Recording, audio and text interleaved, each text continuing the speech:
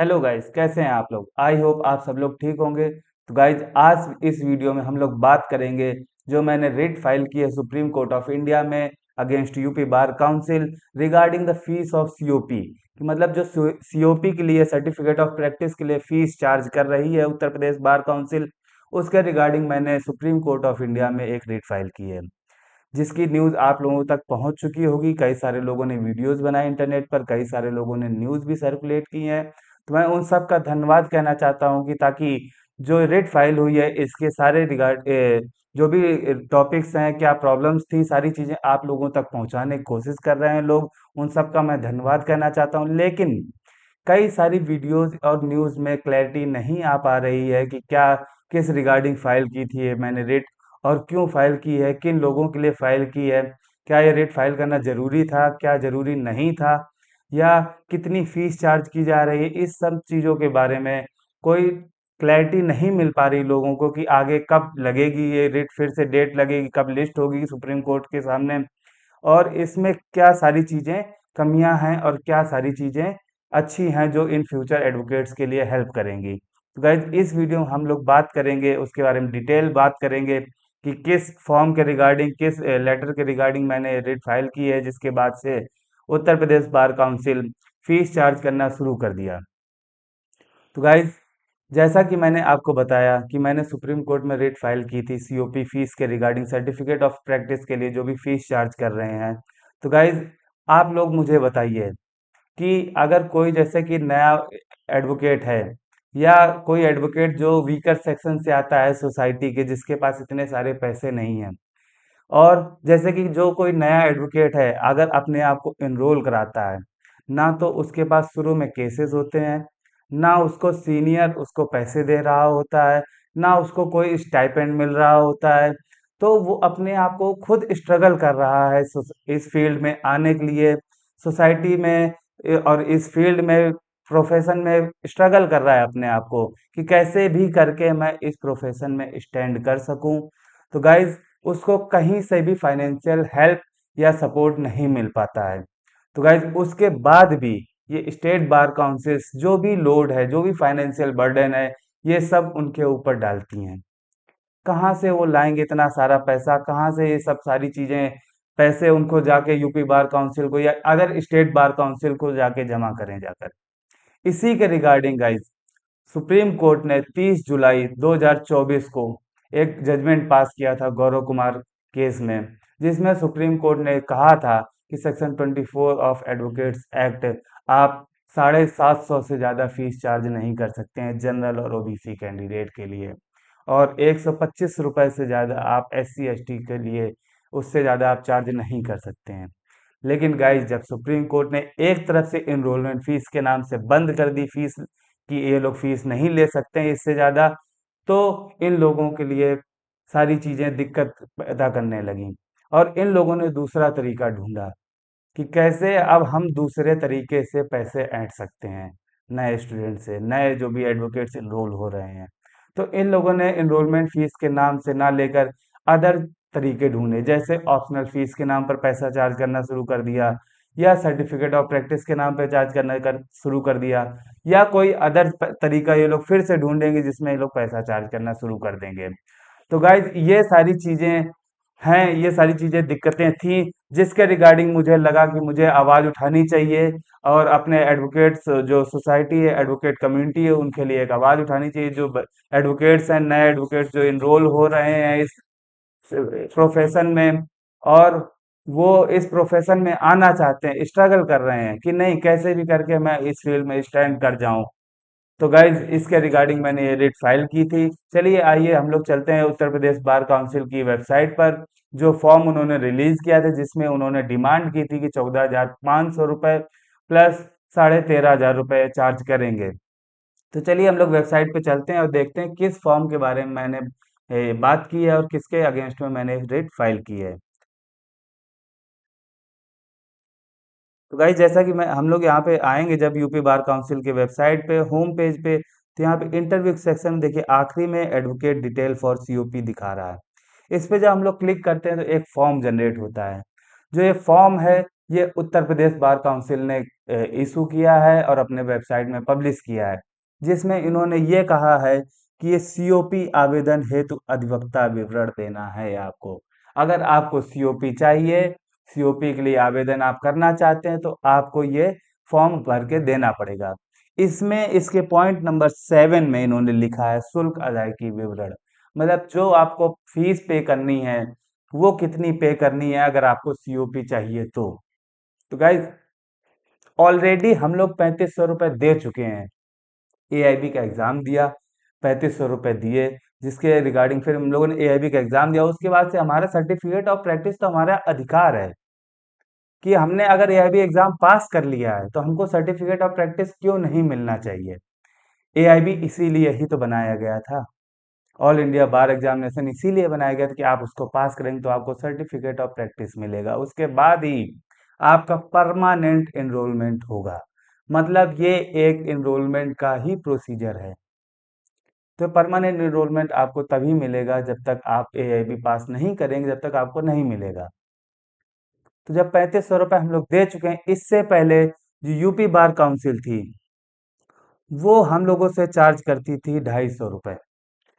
जो ये declaration form था, एआईबी पास करने के बाद हम लोगों को ये डिक्लेरेशन फॉर्म फिल करके देना होता था, जिसमें बार काउंसिल ऑफ इंडिया द्वारा निर्धारित 250 रुपये हम लोगों को देना पड़ता था। उसके बाद हम लोगों को सर्टिफिकेट ऑफ प्रैक्टिस मिल जाता था। लेकिन अभी यूपी बार काउंसिल ने क्या किया है, इन्होंने नया फॉर्म जनरेट किया, जिसमें इन्होंने ये कहा केवल उन अभ्यर्थियों हेतु जिनका पंजीकरण आवेदन पत्र संख्या दिनांक 29/7/2024 के बाद की है। इसका क्या मतलब है कि जो गौरव कुमार का जजमेंट आया जिसमें सुप्रीम कोर्ट ने फीस कम कर दी, 750 रुपये कर दी, उस रिगार्डिंग जिसने भी 750 रुपये में एनरोलमेंट कराया है, ये उनके लिए फॉर्म जनरेट किया गया है। तो ये हमारा फंडामेंटल राइट का वायलेशन भी है कि आप किसी और से कुछ अदर फीस चार्ज कर रहे हैं, लेकिन कुछ लोगों से आप अदर फीस चार्ज कर रहे हैं। ये क्यों होना चाहिए? जिसमें इन्होंने ये मांगा कि जिनका गौरव कुमार जजमेंट के बाद से जिनका भी इनरोलमेंट हुआ है, उनको एक डीडी देनी है 14,500 की बार काउंसिल ऑफ उत्तर प्रदेश इलाहाबाद के नाम पर, जनरल और ओबीसी के लिए। 13,500 रुपये बार council of Uttar Pradesh SC ST के लिए। जो 13,500 14,500 रुपये जा रहा है ये बार काउंसिल ऑफ उत्तर प्रदेश के अकाउंट पे जाएगा। फिर आगे ये फिर भी नहीं रुके, आगे इन्होंने एक और डीडी मांगी है, जिसमें इन्होंने कहा 500 रुपये प्रति वर्ष आप दीजिए या फिर 6,000 आप वन टाइम पेमेंट कर दीजिए, जिससे आपका आजीवन लाइफ टाइम मेंबरशिप रहेगी, आजीवन सदस्यता हेतु। ये बार council of India collection fund account के नाम पर जा रहा है पैसा। तो जब सुप्रीम कोर्ट ने एक बार मना कर दिया कि पैसा आप 750 ज़्यादा नहीं ले सकते हैं, फिर भी इन्होंने चार्ज किया है पैसा। तो मुझे लगा कि नहीं, मुझे आवाज़ उठानी चाहिए अपने अधिवक्ता बंधुओं के लिए, अधिवक्ता भाइयों के लिए आवाज़ उठानी चाहिए। मैंने रिट पिटीशन इसलिए फाइल की सुप्रीम कोर्ट ऑफ इंडिया में। फिर इसके बाद इन्होंने ये कहा कि जो भी ये आवेदन कर देगा उसके बाद 30 दिन बाद आपको सर्टिफिकेट ऑफ प्रैक्टिस ये लोग इशू कर देंगे, लेटर में बोला। एक इन्होंने लेटर भी इशू किया था 20 जुलाई को गए, जिसमें इन्होंने कहा कि बार काउंसिल ऑफ इंडिया की तरफ से अप्रूव किया गया, इनका एक प्रपोजल इन्होंने पास किया था, जिसमें इन्होंने काफ़ी सारी चीज़ें अपने खर्चे वगैरह दिखाए थे, जिसको बार काउंसिल ने अप्रूव करके इनको कह दिया कि आप 14,500 रुपये की वसूली कर लीजिए। वसूली ही तो कहेंगे इसको कि आप वसूली कर लीजिए या आप इनसे चार्ज करिए fees. Bar council of India ने इनके लेटर में ही लिखा है, मैं अपने मन से कुछ भी नहीं बता रहा हूँ, इनके लेटर में ही लिखा है कि 14,500 आप 16 तारीख को इन्होंने लेटर अप्रूव किया, 16 जुलाई को, 16 जुलाई 2025 को।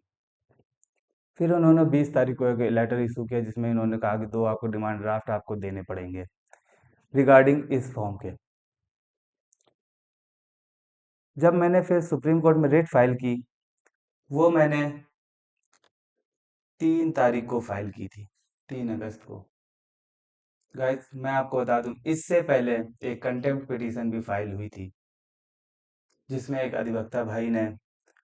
अधिवक्ता तो नहीं थे, वो शायद लॉयर थे, जिन्होंने फाइल की थी, और उन्होंने कहा था कि Karnataka bar council optional fees के नाम पर चार्ज कर रहा है पैसे, जिसमें सुप्रीम कोर्ट ने 4 अगस्त को ऑर्डर पास किया था, जिसमें कहा था कोई भी ऑप्शनल फीस के नाम पर या अदर चार्जेस के नाम पर आप पैसा नहीं ले सकते। फिर भी यूपी बार काउंसिल ने बंद नहीं किया, या अदर स्टेट बार काउंसिल जो चार्ज कर रहे होंगे, उन्होंने बंद किया या नहीं। फिर ये रिट जो है सबसे पहले लगी जाकर 25 तारीख को, 25 तारीख को लिस्ट हुई जाकर, ये ऑनरेबल सुप्रीम कोर्ट में ऑनरेबल बेंच थी, honourable justice JB Pardiwala and honourable mister justice KV Viswanathan sir के सामने, जिन्होंने इस पे क्वेश्चन किए, आर्ग्यूमेंट किया। मैंने उस पे सारी चीज़ें बताई उनको, कोर्ट को, कि यूपी बार काउंसिल जो पहले एनरोलमेंट फीस के नाम पर लगभग 16,500 के अराउंड, लगभग 17,000 के आसपास पैसे लेते थे ये लोग, लेकिन जब सुप्रीम कोर्ट ने एनरोलमेंट फीस के नाम पर बंद कर दिया, तो इन्होंने अब ये सर्टिफिकेट ऑफ प्रैक्टिस के नाम पर पैसा लेना शुरू कर दिया, जिसमें 14,500 चार्ज कर रहे हैं, प्लस 6,000 लाइफ टाइम मेंबरशिप के लिए चार्ज कर रहे हैं, जिसको सुप्रीम कोर्ट ने कंसीडर किया और नोटिस इशू किया अपोजिट पार्टीज को, कि आप आकर अपना जवाब दाखिल करें, आप बताएं आकर आपने किस रिगार्डिंग पैसा चार्ज किया है। और ऑर्डर पास किया, मैं आपको ऑर्डर भी दिखाता हूँ, वो जो सुप्रीम कोर्ट ने ऑर्डर पास किया है, जिसमें ये ऑर्डर है, जिसमें ये टाइटल है इसका, केस का दीपक यादव वर्सेस, ये मेरे नाम से ही फाइल मैंने की थी। उसके बाद ये बेंच थी जो हमारी, जिन्होंने हमारे मैटर को सुना, जिसके सामने आर्गुमेंट हुआ। फिर इसके बाद जब सुप्रीम कोर्ट ने देखा, ये जो रिट मैंने फाइल की थी आर्टिकल 32 के कॉन्स्टिट्यूशन ऑफ इंडिया के रिगार्ड अंडर फाइल की थी, जिसमें मैंने कहा था कि जो ये पैसा मांग रहे हैं 14,500, 13,500 और ये 6,000 रुपये, ये वेव ऑफ किया जाना चाहिए। कैसे भरेगा नया एडवोकेट जो अभी इस फील्ड में आया है, जो स्ट्रगल कर रहा है इस फील्ड में एंटर करने के लिए? ये तो उसके लिए एक बैरियर है ना, एक तरीके से रुकावट है उसके लिए, कि वो इस प्रोफेशन में ना आ सके। अगर पैसे से ही अगर कोई सही अधिवक्ता चुना जाता, तो फिर सब पैसे वाले ही अधिवक्ता बन पाएंगे, फिर जिनके पास पैसे हैं वही अधिवक्ता बन पाएंगे और समाज के लिए लड़ पाएंगे। अधिवक्ता बंधु अपने लिए ही आवाज नहीं उठा पा रहा है, इसलिए मैंने रिट फाइल की थी, जिसमें सुप्रीम कोर्ट ने संज्ञान लिया कि जो गौरव कुमार का जजमेंट 30 जुलाई 2024 को पास किया गया था, उसमें कुछ डायरेक्शंस पैरा नंबर 109 में इशू की थी सुप्रीम कोर्ट ने, जो स्टेट बार काउंसिल्स फॉलो नहीं कर रहे हैं। ये लेटर था इनका, जिस पे इन्होंने सारे डिस्ट्रिक्ट एसोसिएशन को और तहसील बार एसोसिएशन को लेटर इशू किया था, कि आप अपने यहाँ ये लेटर चिपका दीजिए, अपने नोटिस बोर्ड में लगाइए, जिसमें इन्होंने ये लिखा है, देखिए गाइस, जिसमें इन्होंने लिखा है कि from among those applications submitted for advocate registration from 29/7/2024, मतलब गौरव कुमार जजमेंट के बाद ही इन्होंने, जिन्होंने रजिस्ट्रेशन कराया है, उनसे ही चार्ज किया जा रहा है। Those advocates who have been registered as an advocate and engaged in legal practice and who have passed AIB examination in compliance with the resolution, इन्होंने एक रेजोल्यूशन पास किया था, ये है number, passed by the Uttar Pradesh Bar Council of Uttar Pradesh, which has been, guys देखिए, which has been approved by Bar Council of India and a letter dated has 16/7/2025 has been sent. The desired bank draft along with advocate details for COP will be started deposited from 23/7 से इन्होंने लेना शुरू कर दिया, 23 जुलाई 2025 से,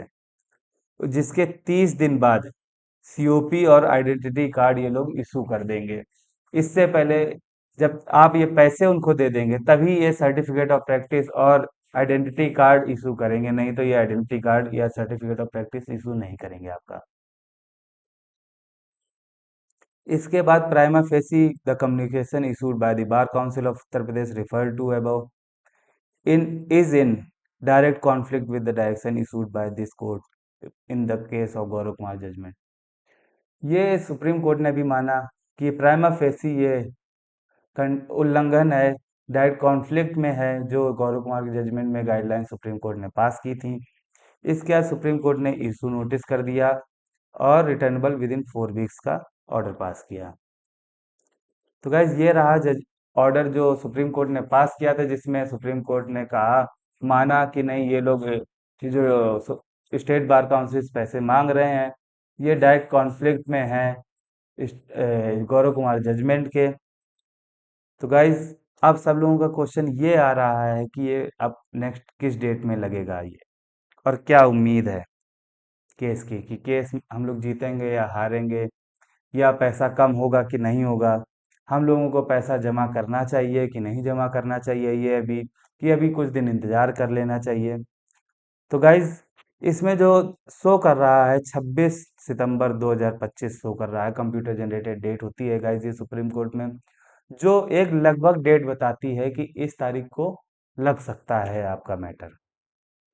confirm नहीं है कि 26/9/2025 को लगेगा, लेकिन जैसे ही ये नेक्स्ट डेट लगेगी ये मैं आपको इन्फॉर्म करूंगा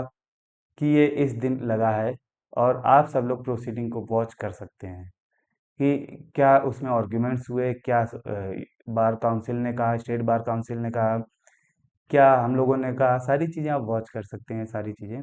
और क्या सुप्रीम कोर्ट ने ऑर्डर पास किया फर्दर। तो गाइज रही बात कि हम लोगों को पैसा जमा करना चाहिए अभी कि नहीं करना चाहिए, तो गाइज मेरा मानना ये है, देखिए